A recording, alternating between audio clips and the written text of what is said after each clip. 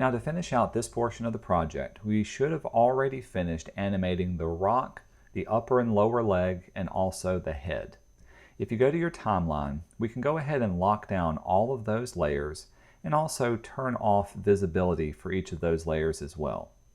The first thing that we're going to focus on is animating his upper and lower arms. So I'm going to turn on visibility for both of those layers, as well as dropping the opacity of it. So right click on each of the layers and open the properties and lower both the opacities for the upper and the opacity for the lower arm as well.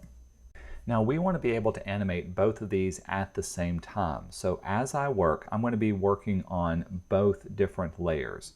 Just be aware of which part of the arm that you have selected as you move along and match it to the rough animation. So let's zoom in so we can see the arms for both of each of these. And just as we've done before, use your period button to move forward until you start to see a change in the rough animation. Then from here, you can select the correct one and move it into place where it needs to be to match that animation. Notice that when you pivot the lower arm, the point of rotation has been changed, but that's okay. Just make sure we keep it nice and proportional in the right position for here. You can select the upper arm and move it. Let's move it at the shoulder and rotate it into position as well. Using the period key and move forward to the next position. We'll go down and rotate it into place. You want the elbows to connect at the elbow and the wrist to connect at the wrist for the lower arm. And you also want the shoulder to connect here and then down at the elbows down at the bottom. Repeat this process for the rest of the keyframes, adjusting it, squashing and stretching where is necessary, but mainly focusing on keeping it consistent with the rough animation.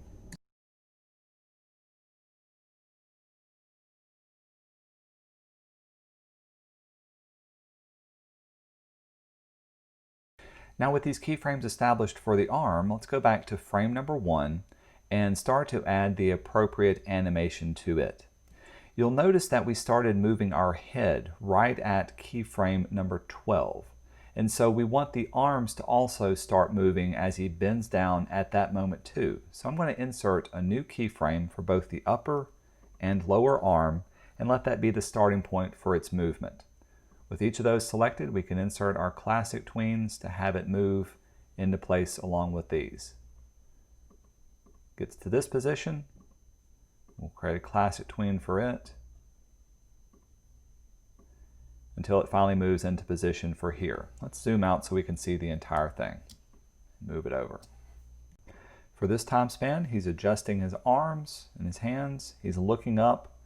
And then finally he gets here to where he reaches forward and goes all the way back.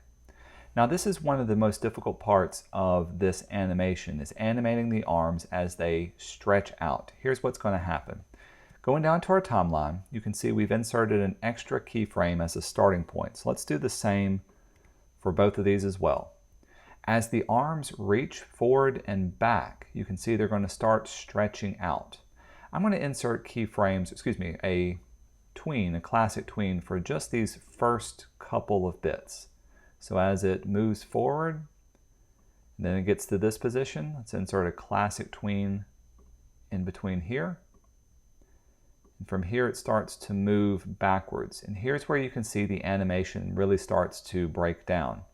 As he moves backwards, the arms are becoming dislocated until they reach their original position.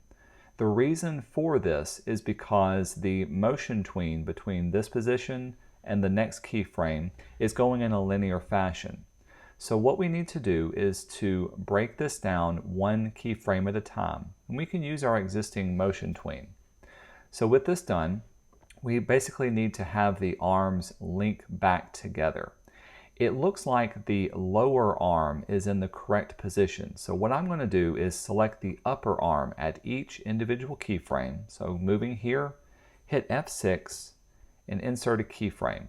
This will allow you now to select the upper arm and rotate it and move it into place one frame at a time. In this case, we're going to move it. I'm going to move it up just slightly to here. Then we'll move forward one more time, the next keyframe. We'll insert a keyframe here, and we'll readjust the arm appropriately and resize it here.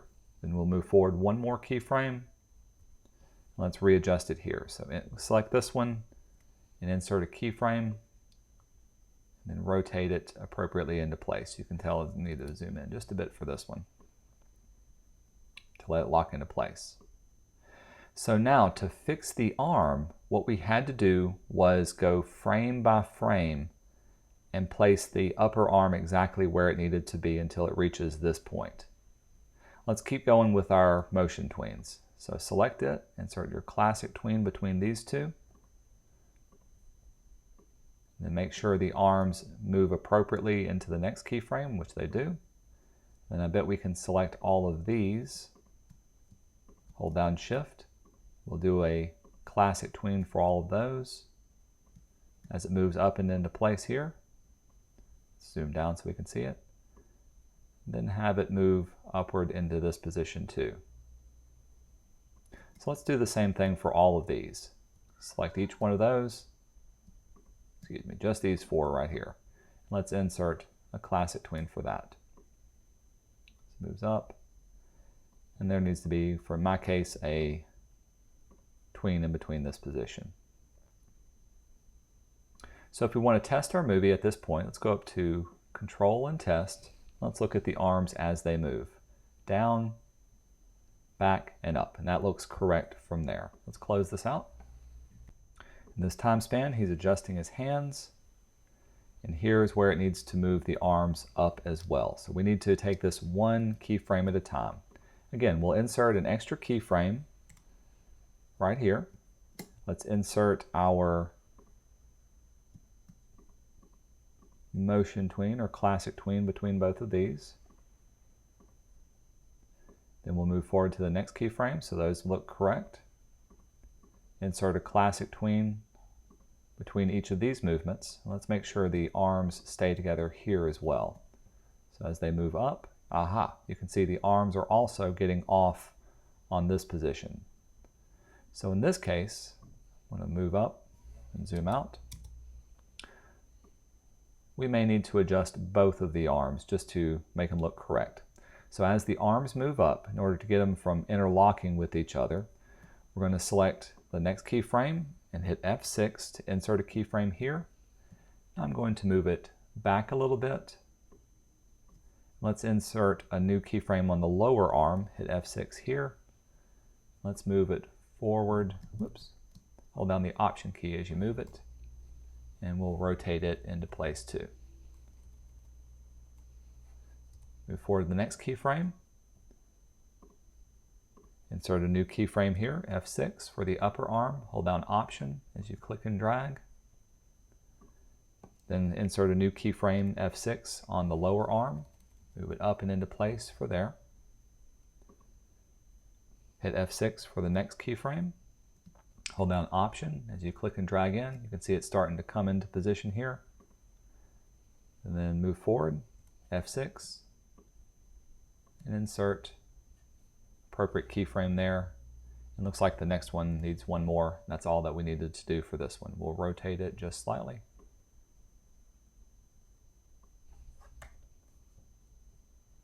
We'll zoom in if we get a little bit more control. That looks good. Then it moves up to this position. Let's zoom back out. Now as it plays, if we go back in, you can see we had to do a frame by frame on the arms moving upward. So take this one frame set at a time, insert your classic tween between each of the keyframes, and then move forward to make sure the arms stay together. And on several of these is where you'll have to go in individually and readjust one of or both of the arms to get it to be in the right position. For in this case, I can see that it's off by a little bit. So insert a new keyframe for this upper arm, and I can use my free transform tool to rotate it or to scale it into place wherever is necessary. And again, you may have to zoom in to get better control over exactly where that arm will be. Move forward to the next frame, select it. We'll insert another keyframe. This will allow me to move it into position. Hold down Option as I move forward with that. That frame looks okay for this one. Repeat this process for the rest of the keyframes throughout the upper and lower arm.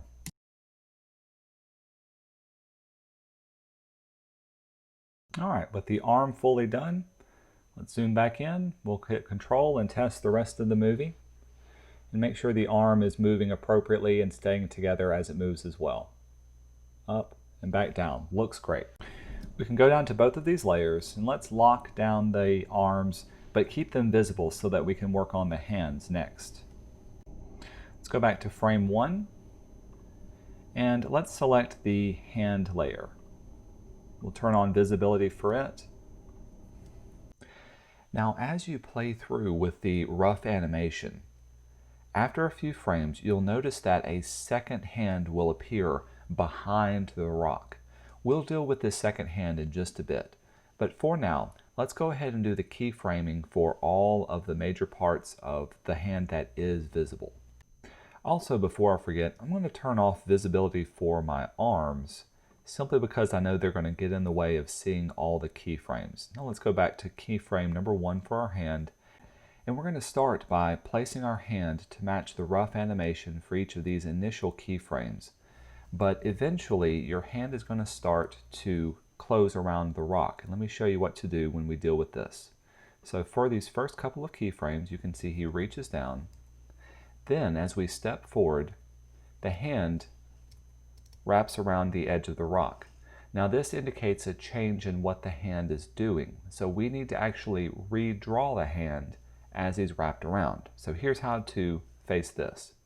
With this one, so it changes at this key moment, let's insert another keyframe here. So on our timeline, there it is for there. Then we're going to erase away this hand. Don't worry, we haven't lost the hand completely. It's still saved within our library. We just need to be able to create a second hand that shows it wrapping around the edge of the rock.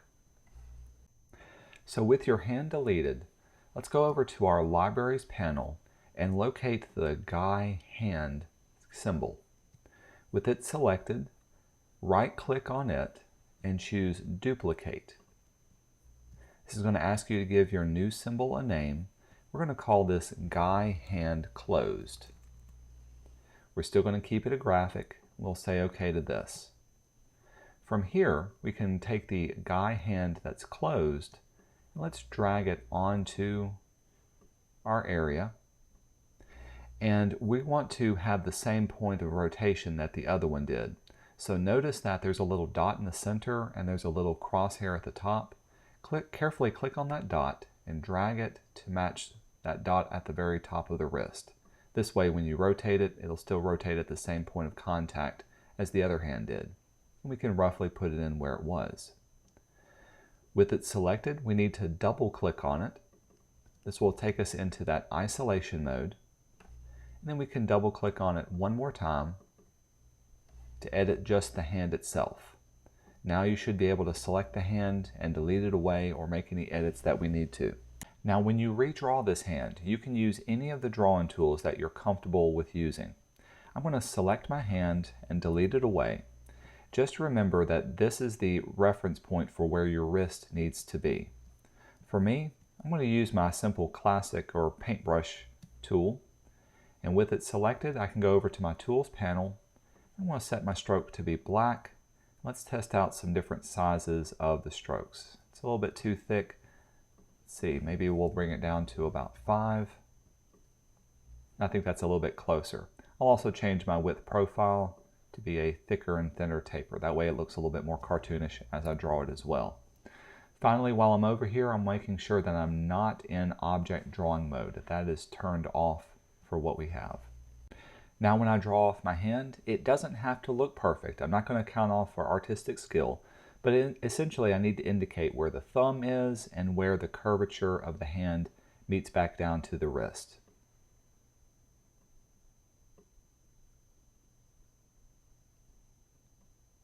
So something like that should work out okay. And I'm going to be sure to close it off. To fill this in, I'm going to choose my paint bucket tool, and we'll choose a fill color that matches the skin tone that we worked with. Now here's a tip. If you don't know what color to choose to get the same skin color that was used before, simply go to your libraries panel and let's locate the original guy hand. I'm going to drag a copy of it onto our artboard, and I'm going to deselect it. Now that I've got this on here as a reference, when I choose my paint bucket tool, go back to your properties panel and click on your fill color. This will give you a little eyedropper tool where you can go over the hand and click and select the exact same fill color. Now I can click on the inside to be able to fill it in. If for whatever reason your fill is not filling in, go to the very bottom of your tool panel and locate the gap size. You may need to change the gap size to close large gaps, and then clicking in the middle will allow it to close it all the way off. Again, if your hand doesn't look 100% like a real hand, that's totally fine. I simply want you to get the idea that you're changing the same symbol from your library to a new symbol. Now that we've redrawn off our new hand, we'll get rid of this one as a layer. We can return back to scene 1, and this will be the new hand that we animate and place new keyframes from here on out.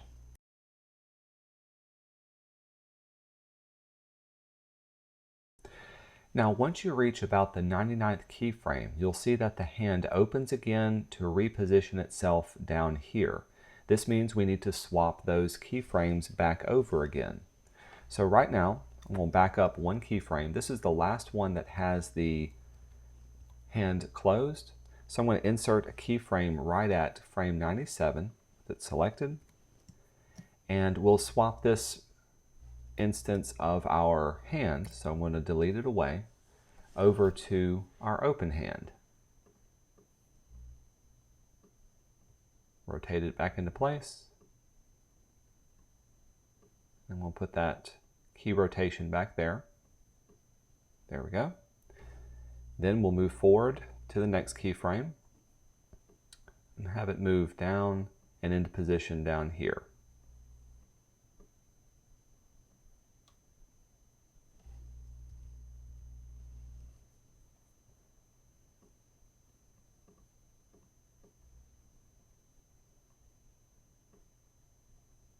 Till it gets here, and then we can insert a keyframe to change it out back to the closed hand. So once it's here, delete it away, grab your closed hand, whoops, don't distort it, but let's put the central little pivot point back on to where the wrist is, and then we can select it and rotate it into place as well.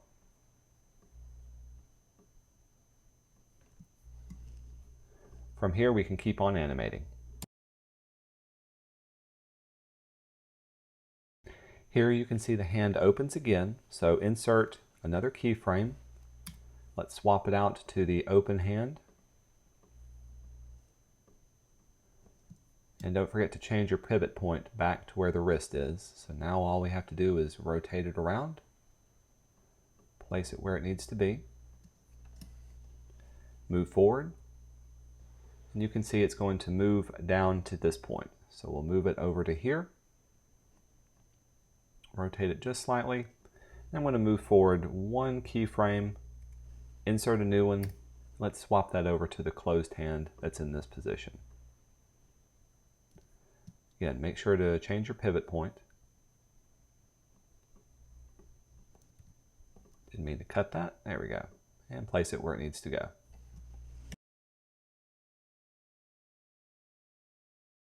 With all of our keyframes put into place, now let's return back to the very first frame.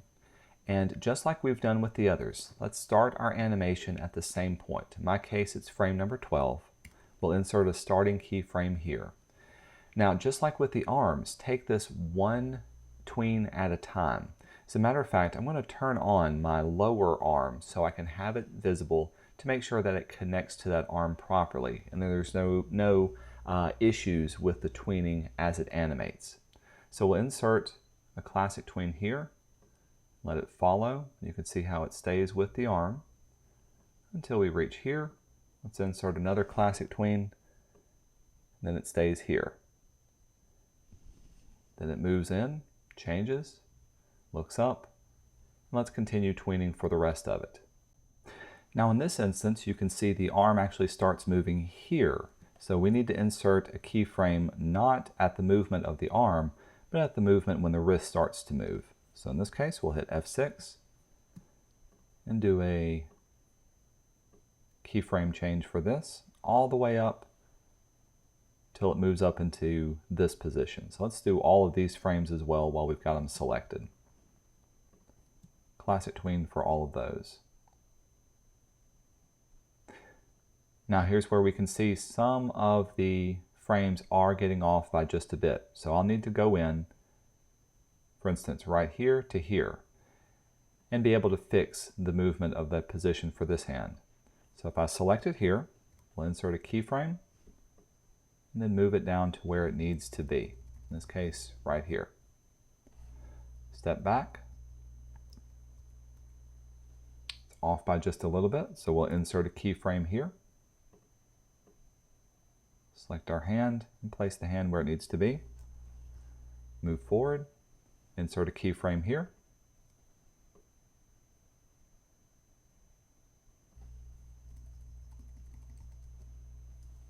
Step forward, insert a keyframe here, and all we're doing is matching where the arm movement is for each different part.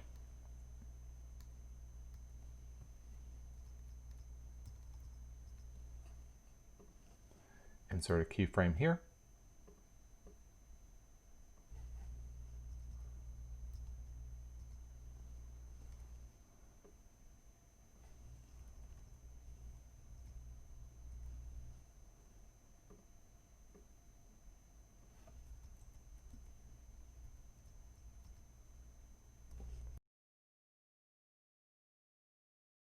So to recap, you can see this entire sequence of him moving the hand into position. Even though it's tweened, I still had to go back and almost do a frame by frame reposition of all the different parts of the hand. The reason for this is because the hand isn't moving in a linear fashion, it's arcing over, and we're having to compensate for the movement of that arm within the arc. Once it reaches this position, let's move forward and continue on with our tweens. It'll stay here while it repositions till it moves down. So we need to insert a keyframe here. Let's tween out to this position. Classic tween. We'll have it move down with it. Then insert a keyframe tween here. Classic tween. And have it move up. And you can see here the hand is also breaking as well. So you may have to go through and do some frame by frame keyframing to reposition the hand for all of these.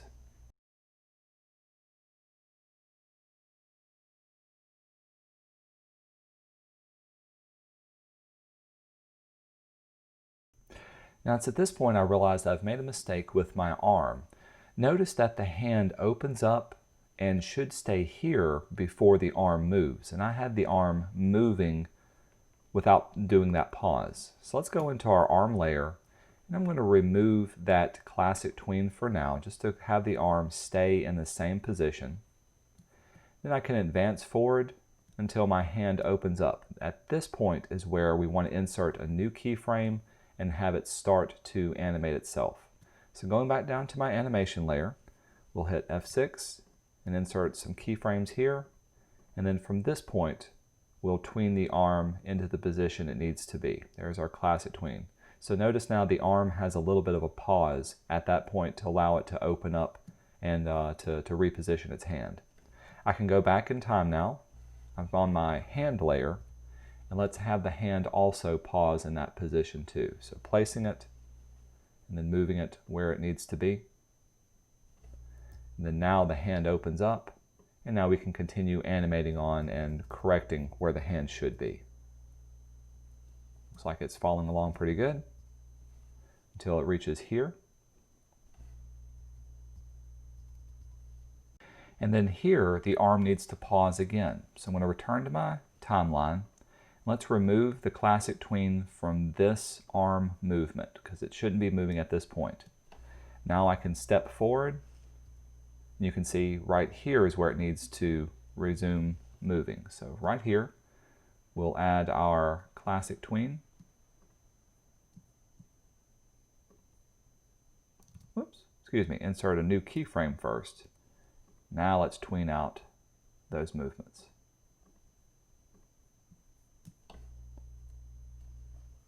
And as we've done before, go back to your hand timeline and insert keyframes to readjust the position of the hand as it moves forward. Step forward, insert new keyframe, and then reposition.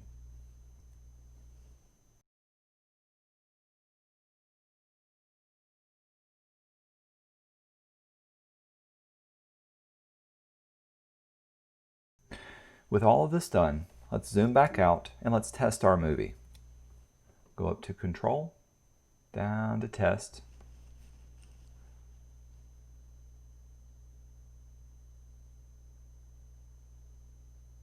Very good. As long as you don't see any major issues, this should be okay to work through. If you do see any gaps or any parts where the wrist is coming off of the hand, simply go back and locate those individual frames, add individual keyframes, and then readjust the hand as necessary. You can see by the timeline that a lot of individual keyframing was necessary to get the hand to look appropriate and to match the position on the wrist. This is simply because that wrist and hand are moving in an arced fashion, and the individual motion tweening that we placed on there is trying to move in a linear fashion. Now let's deal with that second right hand. If we move our timeline over, you can see that the hand appears right at this frame. So around frame 91 is where the hand pops out from behind the rock. And if you advance forward a few frames, you can see it reaches around to in front of the rock. So initially, we want to have the hand covered up by the rock as it enters the stage, and then we want to have it move in front of the rock as it grabs onto it. Here's how we're going to set that up.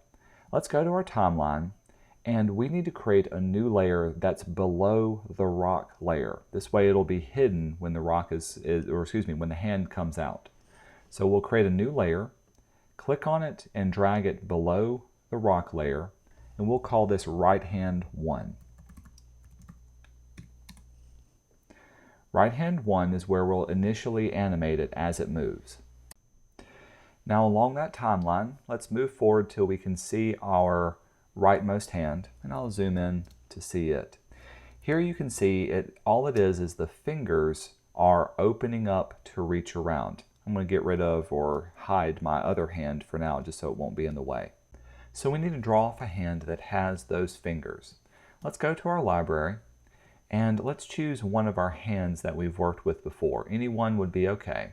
When you right click on it, choose Duplicate, and let's call this Hand with Fingers. We'll say OK to that. Let's click and drag on a copy of that hand with fingers. Then you can double click on it. So go into isolation mode, and let's double click on it one more time to go into the drawing mode. From here we can delete it away. Now to be honest, since this isn't rotating, we won't worry about the point of rotation for our hand for now, but we will try to draw it off the same way we did the other hand. So I'm going to get my brush tool, go to my properties, set my stroke to be black with a 5-point, and simply draw off the fingers that I see them.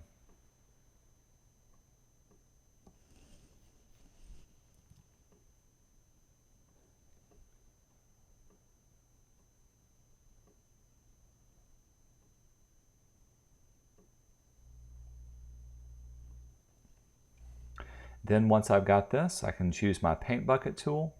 I've still got the flesh color for the fill. And if necessary, I can open up the gaps to choose large gaps. And when I click inside of it to fill it in, I should be able to fill it in relatively okay. Now if you do have some areas that aren't filling in, this is where you can get your paintbrush tool and close off those gaps a little bit better. Now when I swap back over to my paintbrush, or excuse me, my fill bucket, I should be able to fill those in. Let's Try this one more time. All right, with it cleaned up, let's return now to scene 1, and let's animate this hand as it moves into position. Notice that it doesn't need to appear on your timeline until this first keyframe at frame number 91. So we need to back up just a bit and have it move into position. So I'm going to back up just a few frames and insert a keyframe here. And let's place our new hand back into here. So go into a library. We'll place hand with fingers. We can put it into this position. As long as it's covered up by the rock, it should be okay. Now, when we insert our classic tween, it'll move into position, and then we can have it close off for the next keyframe. So it'll stay here for just a second, and then by here we should have a closed hand. So with frame 95 selected on its timeline, let's insert a new keyframe, and at this point we can delete away our regular hand. Now we need to draw another hand that's holding the rock, but this time it needs to be in front of that rock, but it also needs to be below the other hand. So go into our timeline. Let's create one more layer. This time it's going to be on top of the rock layer. We're going to call this right hand 2. In this timeline is where we need to start animating and drawing the hand as it holds the rock on top of here. So with keyframe 95 or frame 95 selected, let's insert a new keyframe here. And let's draw on a hand with this one. So let's return to the guy's hand and select it here. Right click on it. Let's make a duplication of this hand. And this will be the right hand closed. Still, it's going to be a graphic. We'll say OK. With the right hand closed, let's drag it on. Whoops. Carefully click on it and drag it on. Let's put it into a position roughly here. Then we can double click on it and double click on it one more time to go into isolation mode. Now let's draw off a hand that's closed around this area. As we've done with the other ones, grab your appropriate drawing tool, whatever you're comfortable with, and we can simply draw off the look and feel of this hand.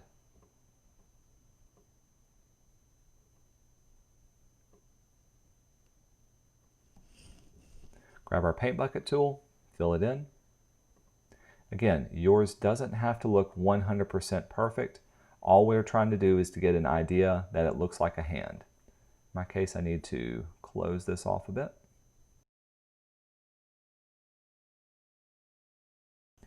With your new hand created, let's return to scene 1.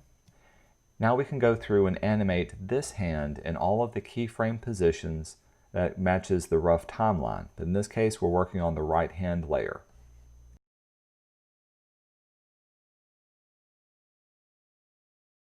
Now it's at this stage you can see he's opening up his hand and repositioning it back down at the bottom of the rock. So we need to indicate that on our timeline as well. So at this point, he's moving it, but his hand should be opening up right at frame 140. So I'm going to insert a new keyframe here, and I'm going to delete away this hand.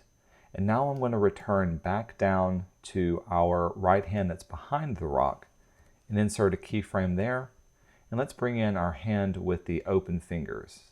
We'll place it in here. I'm going to rotate it around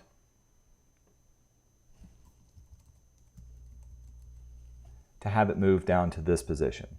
So stepping forward, by here it should be at its position. So we'll insert a keyframe here. Let's have it move all the way down to here.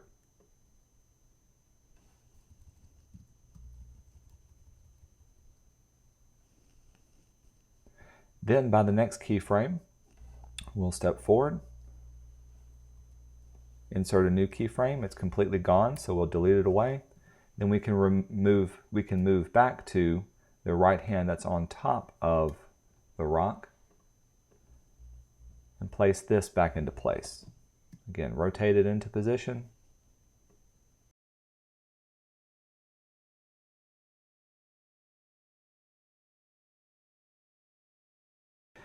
Now with all the appropriate keyframes placed on both the right hands in front of and behind the rock, we can go back and add our motion tweens.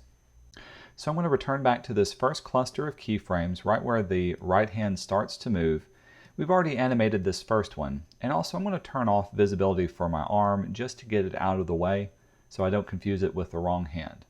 So this hand will be moving into place, and right here is where it's first noticeable, and then from here it'll pause just for a second before jumping to the hand that's in front. So this is where we need to start animating as the rock is moved upward from this position. So it's going to move down.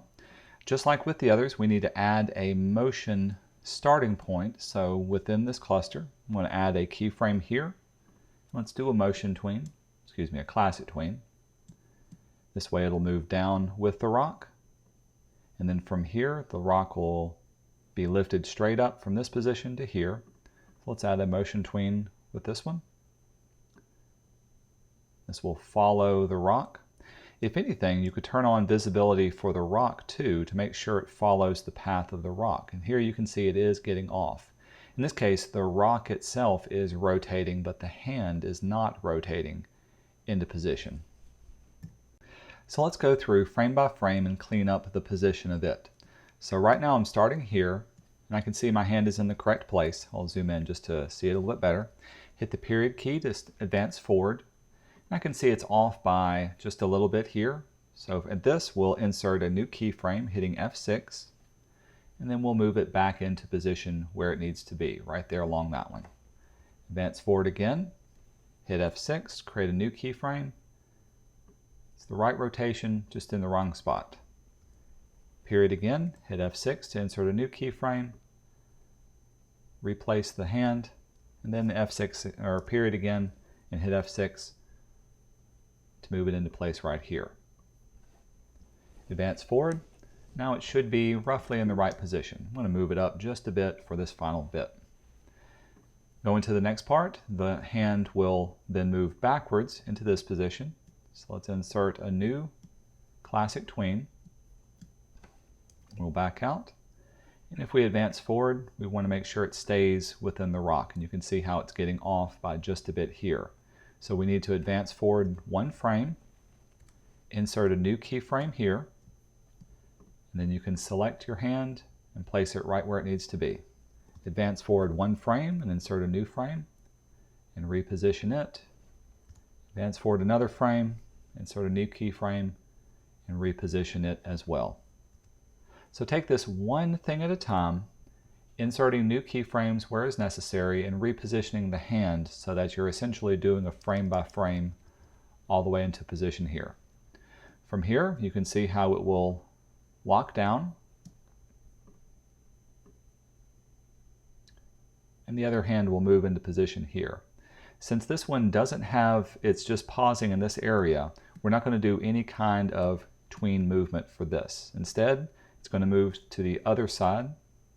So we want our hand that's behind the rock to actually move behind it. So let's do a classic tween for it to get it to move to the other side.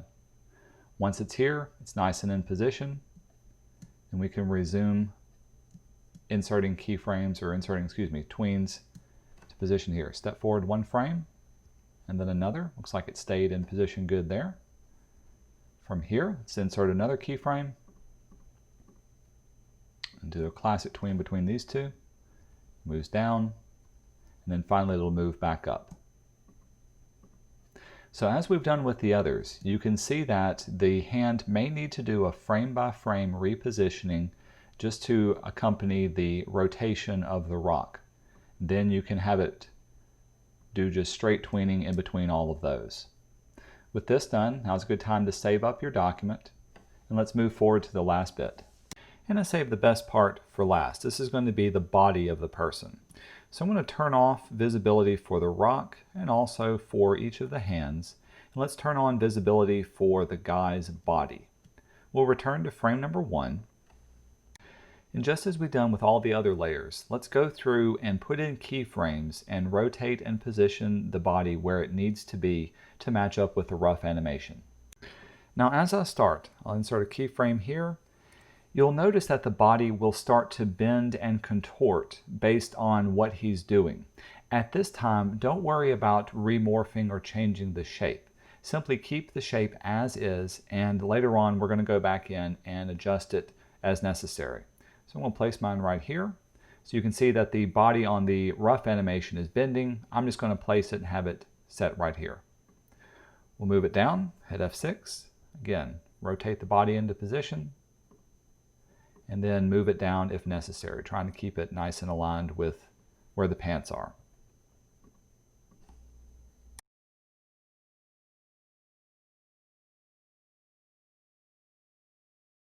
With all of this part done, now let's go back and clean up the animation by adding in our motion tweens between the different parts. So in this case, it'll bend down, and then continuing down for here, reaches this point. We need to insert another keyframe to add a starting movement. Have it move forward and then back all the way to here.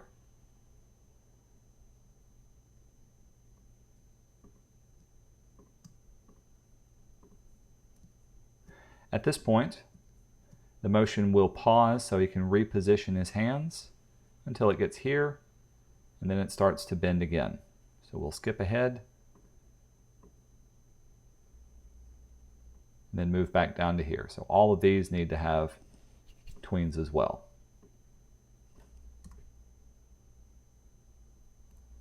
If you want, you can go up and test your movie by going to Control and Test. Let's see what it looks like.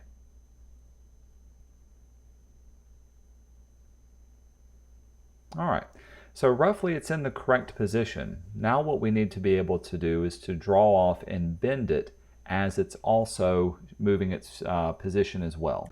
So let's return back to that first keyframe on the guy's body. In this case, I'm starting off with frame 12, and he's moving from this position down to this position, down to this position. As he's doing this, his body is starting to arch from its current position. What we want to do is to edit this symbol and have this symbol of his back or his body arching as it moves within this timeline. So in order to do this, we're going to place our cursor at a starting point here, in this case frame 12, then double click on the guy's body, and this will take you into the timeline for the guy's body as well. From here, we need to have a matching keyframe. So in other words, at frame number 12 here, we're going to insert a keyframe. Then we can go back, so I'm going to go back to scene 1, and let's move forward to the next keyframe. In this case, it'll be frame number 22. With frame 22 selected, double click on the body, and inside of this timeline, let's insert a keyframe. Now what we want to do within this frame is to redraw the body in a bent position. Now before we do this, let's save the color of the body so we can access it later. So deselect the body by clicking off, and then click on it just once to highlight it. From here, you can go to your swatches panel, and inside the swatches at the very bottom, let's create a new version of the green. And this will be the green that we can pull from once we start drawing it off. Next, we can select everything in this frame by just clicking and dragging over, or you can double click on it and delete it away. Now you can grab your paintbrush tool, whichever one you're most comfortable using. Let's go to our properties again for the tool. Make sure drawing mode is turned off. We can set our stroke color to be black, and to set the stroke size to be about 5 points. I'm also going to keep my profile nice and symmetrical from here, if that's what you're using. Then all you need to do is to trace off the person's outline. It doesn't have to be perfect. Once you reach the starting point, that'll be there for there. To fill it in, choose your fill bucket. We've already got that green filled in for there, but if you need to, you can select the green from this and click inside of it to fill it in. The next thing we need to do is to do a shape tween between this keyframe and the next keyframe. Now shape tweens work just like classic tweens, except it will change the shape that we're working on. So if you select the first keyframe, in this case keyframe 12, we're going to choose Create Shape Tween, and this will give you the orange arrow. This will move your shape from one shape into the other, and you can see how it's blending into that position. If we return to scene 1 now, as it moves on the timeline, you can see not only does it bend down, but it's also changing its shape as it reaches there. We can then follow through and have it change its shape to the next portion of the timeline as well. So on this keyframe, we've selected frame number 32, this one here. Simply double click on your object, in this case the body. On this timeline, we're already there. Let's insert a new keyframe, and then let's redraw the body into this position. We'll delete it away. Grab my paintbrush tool, redraw the body from here. Again, if your body is off by just a little bit, that'll be okay. But you do want to make sure you're giving it a good, true line.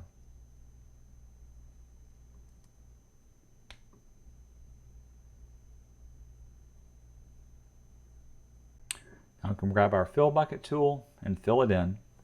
Once it's filled in, let's go back and let's do our shape tween between those two.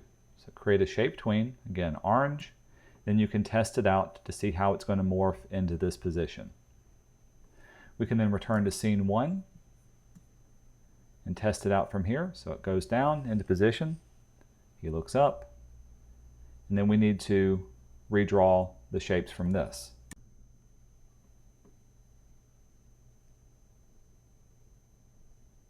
So in this case, the body is moved forward, but it maintains the same position, so we're okay for that. Next, it moves back into this position, so it will start to straighten out. So from here, let's insert another keyframe. We'll select that keyframe, double click on it, insert a keyframe for this, and let's redraw our shape. Delete it away. In this case, it needs to be much straighter.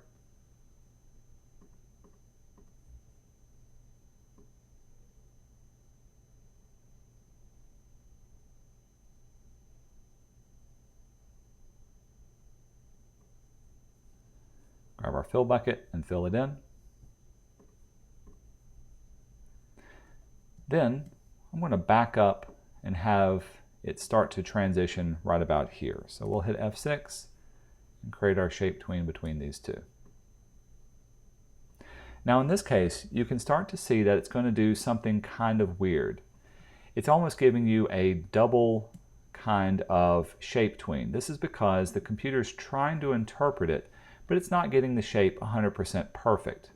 This is where adding some custom hints or some shape hints may come in handy. To add shape hints, let's select the first keyframe where it starts to transition. In this case, it'll be right here.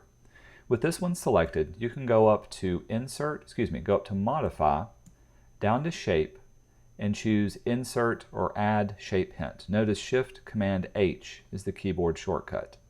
When you do this, it'll give you a little A, and let's put the A marker, I'm going to start it out at the top where his neck would be.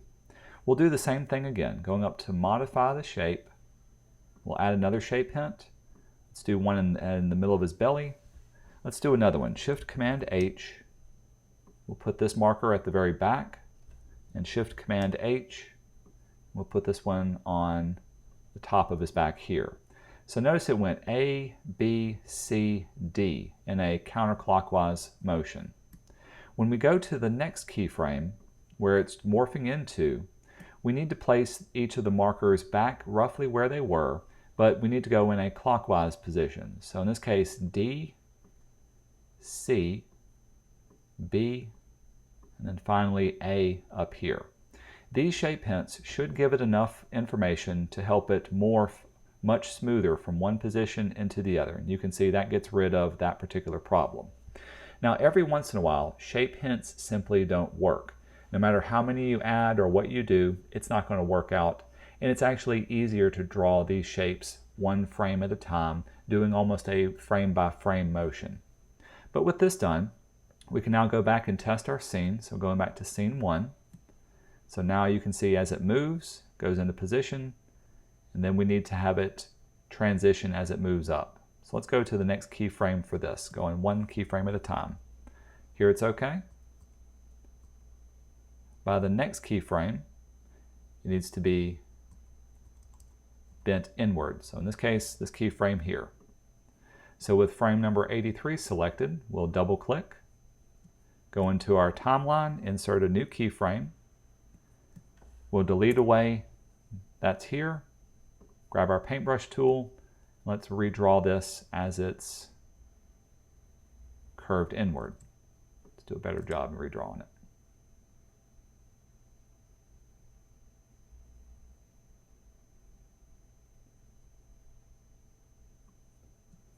Can then fill it in.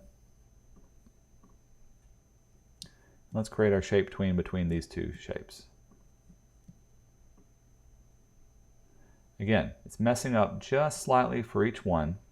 So this is where I may need to add some shape hints between these two.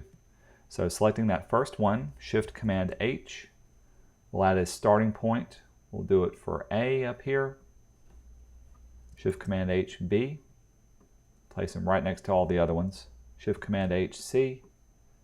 Remember, these are just the starting points. That's why you're seeing two different sets, because the green ones are the ending points for the original. Then when we go back to our second keyframe, we'll do the opposite. D, C, B, and A. Now as it transitions, you can see, uh-oh, it's simply actually messing up even further. So in this case, if this is happening, let's clear away all of our motion hints. Go into Object, Shape, let's select the first keyframe first. There we go. Go into Object, Shape, remove the hints, and we'll just simply do a frame by frame in between each one of these since it's only one keyframe. So we'll select this one, hit F6, delete it away, and then grab our drawing tools and draw the shape that it needs to be. I'm going to turn on my onion skinning, and I can see I need to go between this shape and the other shape. To do that, grab your paintbrush tool and simply draw in between both of those lines.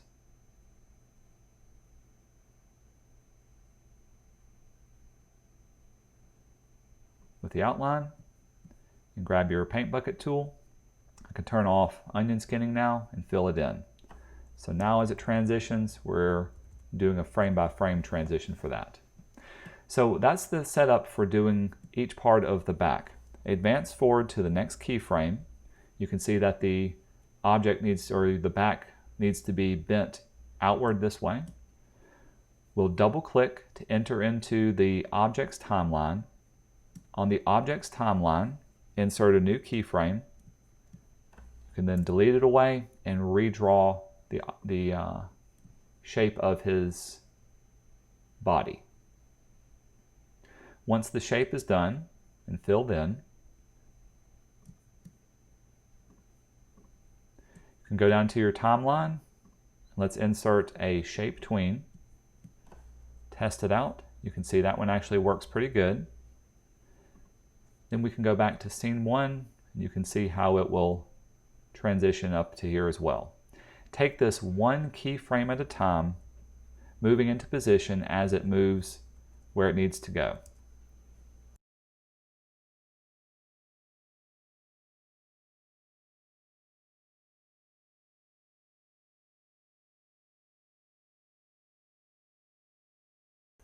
All right, I know it took a little bit of time to be able to do this, and it looked like I flew through it, but I want to double click on my body object, and you can see all of the different parts that had to be shaped tween in between each one.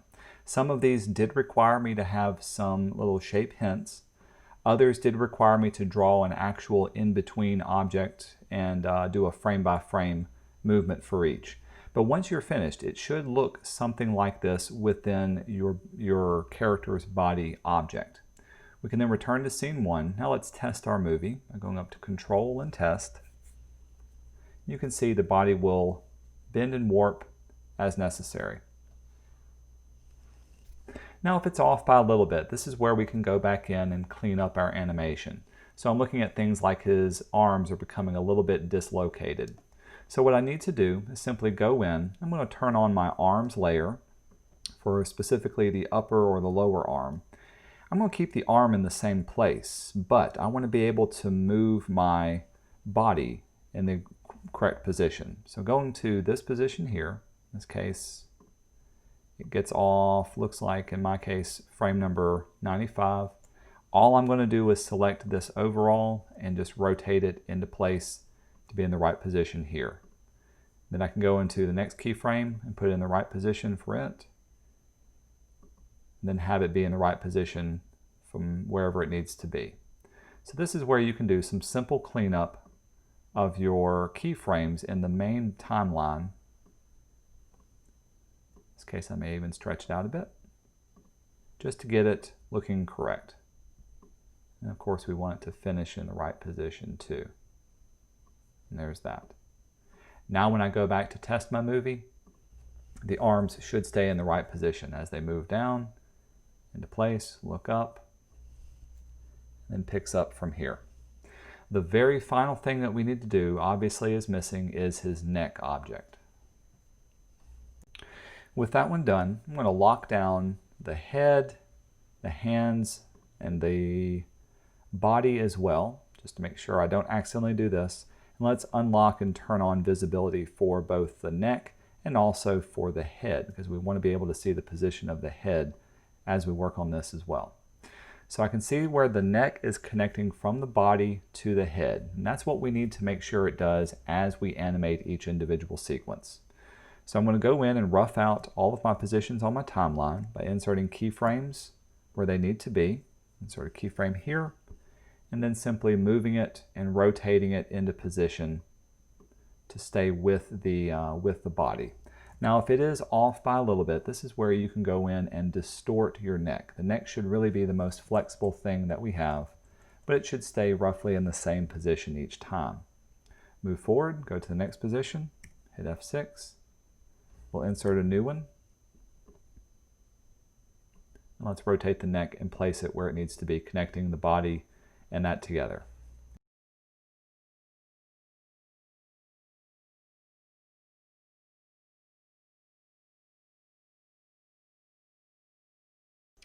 And finally, as with the others, we can return to our original frame, and let's add the motion tweens or the classic tweens to make sure it stays within the same spot as it moves on as well. Now, since this is moving in an arc, I fully expect to be able to have some instances where the neck does become dislocated. So take this one set of keyframes at a time and then add the appropriate tweens and then clean it up in between each one for here.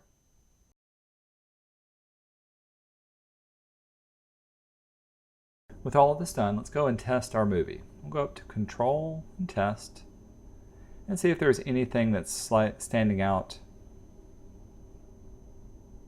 that may be off a bit. The only thing I'm seeing for mine is my head does become out of position in one particular spot, but otherwise everything else looks okay. So I'm going to go in and I'm going to fix that one particular head. If you see any parts on yours that need to be fixed, now's a good time to do this as well. Once you finish up your entire design, now that we've finished up everything, all you have to do is go up to File and Save your document. Do make sure to add your name at the end of it and save it as an animate document file format. And this is what you'll turn into Moodle for your project grade.